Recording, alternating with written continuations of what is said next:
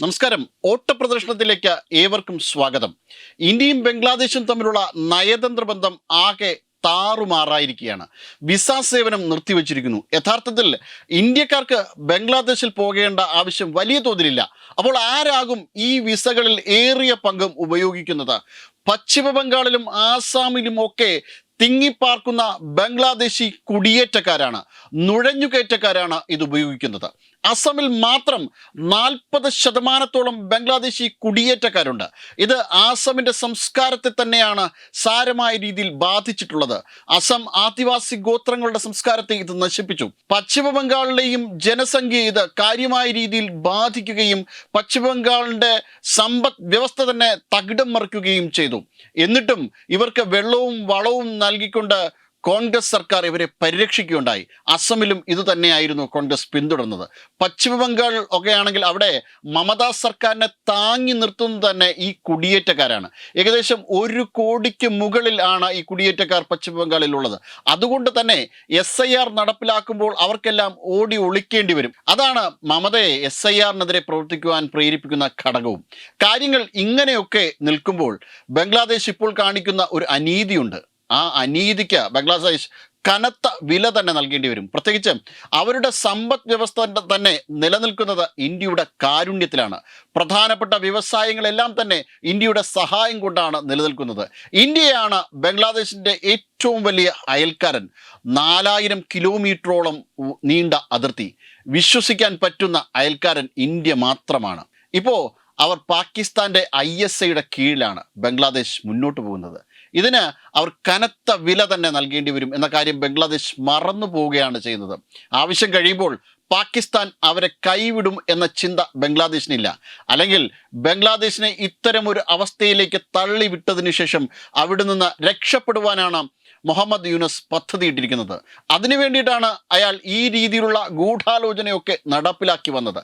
അതിന് അയാളുടെ നേതൃത്വവും ഒരു ഈർക്കിലി പാർട്ടിയായ ഷെരീഫ് ഉസ്മാൻ ഹാദിയുടെ ഇൻകിലാബ് മൊഞ്ചും വെള്ളവും വളവും നൽകി. ഉസ്മാൻ ഹാദി ഇസ്ലാമിക ഭീകരവാദത്തിൻ്റെ നടുക്കഷ്ണം ഭക്ഷിച്ചുകൊണ്ട് ബംഗ്ലാദേശിൽ കൊഴുത്തു.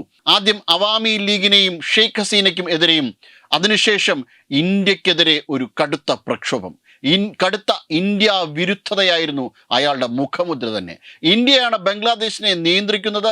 ഇന്ത്യയെ ഇവിടെ നിന്ന് പുറത്താക്കണം, ഇന്ത്യയെ നശിപ്പിക്കണം, ഹിന്ദു ഭാരതത്തെ നശിപ്പിക്കണം എന്ന തരത്തിലുള്ള പ്രസ്താവനകളുമായി അയാൾ ബംഗ്ലാദേശിൽ കളം നിറഞ്ഞാടി. അവിടുത്തെ ജമാഅത്തെ ഇസ്ലാമി അയാളെ വളരാൻ അനുവദിച്ചു. പാകമായപ്പോൾ വെടിവെച്ചു വീഴ്ത്തി അയാളെ. അതിൻ്റെ ഫലമായിട്ടാണ് ഇപ്പോൾ ബംഗ്ലാദേശ് കത്തുന്നത്. പാകിസ്ഥാൻ്റെ ISIയും ജമാഅത്തെ ഇസ്ലാമിയും ചേർന്ന് നടത്തിയ ഈ ഗൂഢാലോചനയുടെ ഫലം എന്നേക്കുമായി ബംഗ്ലാദേശിനെ ഈ ഭൂമുഖത്ത് തന്നെ അപ്രത്യക്ഷപ്പെടുത്താനാണ് പോകുന്നത്. ഇപ്പോഴും ഇന്ത്യ നൽകുന്ന ദയാദാക്ഷിണ്യത്തിലാണ് ബംഗ്ലാദേശ് കഴിയുന്നത്. യാതൊരു തെളിവുമില്ലാതെ തന്നെ ഉസ്മാൻ ഹാദിയുടെ കൊലപാതകങ്ങൾ ഇന്ത്യയുടെ മേൽ കെട്ടിവെക്കാനാണ് അവർ ശ്രമിച്ചത്. ഇന്ത്യയിലേക്ക് അയാളുടെ കൊലപാതകികൾ കടന്നിട്ടുണ്ട് എന്ന് അവർ പ്രചരിപ്പിച്ചു. അതോടൊപ്പം ഇന്ത്യയുടെ വിസ സെൻറ്ററിന് നേരെയും ഭീഷണിയുണ്ടായി, ചിറ്റഗോങ്ങിലെ വിസ സെൻറ്ററിനെതിരെ. സത്യത്തിൽ ഇത് ലോകരാജ്യങ്ങൾക്ക് മുന്നിൽ ഇന്ത്യയെ അപമാനിക്കാൻ വേണ്ടി അവർ ചെയ്തതാണെങ്കിലും ബംഗ്ലാദേശ് ഇപ്പോൾ അടിമുടി കത്തിത്തീരുകയാണ് എന്നുള്ളതാണ് അതിൽ നിന്ന് കിട്ടിയ പ്രത്യാഘാതം. ഇത് മാത്രമല്ല, ഇന്ത്യയെ പ്രകോപിപ്പിക്കുന്നതിന് വേണ്ടി ഒരു പാവപ്പെട്ട ചെറുപ്പക്കാരൻ ദീപു ചന്ദ്രദാസിനെ അല്ലാഹു അക്ബർ വിളിച്ചുകൊണ്ട് തല്ലിക്കൊന്ന് കെട്ടിത്തൂക്കി കത്തിച്ചു. ബംഗ്ലാദേശിലെ പോലീസാണ് ഈ ചെറുപ്പക്കാരനെ ഭീകരവാദികളുടെ കൈകളിലേക്ക് പിടിച്ചുകൊടുത്തത്. അതുതന്നെ ഗൂഢാലോചനയുടെ തെളിവായി നമുക്ക് കണക്കാക്കാം. ദീപു ചന്ദ്രദാസിൽ തീർന്നില്ല. തൊട്ടടുത്ത ദിനം തന്നെ ഗോവിന്ദാസിനെയും അവർ ആക്രമിച്ചു. പക്ഷേ ഇത് ബംഗ്ലാദേശിൻ്റെ നാളുകൾ എണ്ണപ്പെട്ടതിൻ്റെ സൂചനയാണ്. അവർ മറന്നുപോകുന്ന ഒരു കാര്യമുണ്ട്. എങ്ങനെയാണ് ബംഗ്ലാദേശ് ഉണ്ടായത്?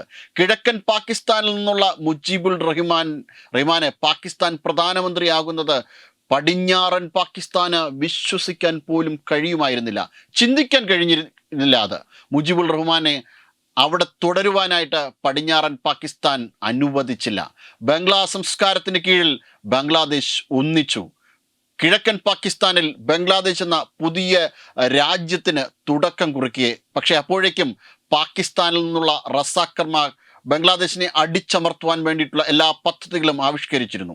അപ്പോഴാണ് ഇന്ത്യയുടെ സഹായത്താൽ മുക്തി വാഹിനി തിരിച്ചടിച്ചത്. തുടർന്ന് ഇന്ത്യൻ സഹായത്തോടുകൂടി ബംഗ്ലാദേശ് എന്ന രാജ്യം രൂപപ്പെട്ടു. പാകിസ്ഥാനെ അടിയറവ് പറയിച്ചു ഏതാനും ദിവസങ്ങൾക്കകം തന്നെ. പക്ഷേ ഇപ്പോൾ അതേ പാകിസ്ഥാന്റെ ഭീകരവാദത്തിനോടൊപ്പം നിൽക്കുകയാണ് ബംഗ്ലാദേശ്. അവരുടെ പിറകെ പോവുകയാണ് ബംഗ്ലാദേശ്. വെബ് ഡെസ്ക് തത്തുമൈ ന്യൂസ്.